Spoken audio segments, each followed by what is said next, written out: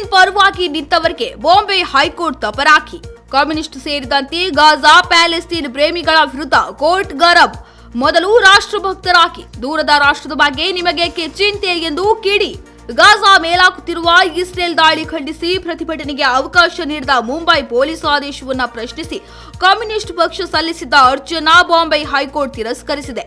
Gaza ಪಟ್ಟಿಯ ಮೇಲೆ Israel ನಡೆಸುತ್ತಿರುವ ದಾಳಿ ಖಂಡಿಸಿ ಪ್ರತಿಭಟಿಸಲು ಸಿಪಿಐಎಂ ಕೋರಿದ್ದ ಅನುಮತಿಗೆ ಮುಂಬೈ ಪೊಲೀಸರು ನಿರಾಕರಿಸಿದ್ದರು. ಇದರ ವಿರುದ್ಧ ಕಮ್ಯುನಿಸ್ಟ್ ಪಕ್ಷ ಹೈಕೋರ್ಟ್ ಮೆಟ್ಟಿಲೇರಿತ್ತು. ಸಿಪಿಐಎಂ ಅರ್ಜಿಯನ್ನು ವಿಚಾರಿಸಿದ ಕೋರ್ಟ್, ನಮ್ಮ ದೇಶದಲ್ಲಿಯೇ ಅನೇಕ ಸಮಸ್ಯೆಗಳಿವೆ. ಹೀಗಿರುವಾಗ ಸಾವಿರಾರು ಮೈಲುಗಳ ದೂರದಲ್ಲಿರುವ ಗಾಜಾ ಪ್ಯಾಲೆಸ್ತೀನ್ ಸಮಸ್ಯೆಗಳ ಬಗ್ಗೆ ನೀವೇಕೆ ಆಸಕ್ತಿ ಹೊಂದಿದ್ದೀರಿ? ಮೊದಲು ನಿಮ್ಮ ದೇಶದ ಬಗ್ಗೆ ಗಮನ ಹರಿಸಿ. ಮೊದಲು ರಾಷ್ಟ್ರ ಪ್ರೇಮಿಗಳಾಗಬೇಕು. ಇದು ರಾಷ್ಟ್ರಭಕ್ತಿಯಲ್ಲ. ನೀವು ಭಾರತದಲ್ಲಿ ನೋಂದಾಯಿತರಾದ ಪಕ್ಷ. ಇಲ್ಲಿ ನಾನಾ ಸಮಸ್ಯೆಗಳು ತಾಂಡವವಾಡುತ್ತಿದೆ.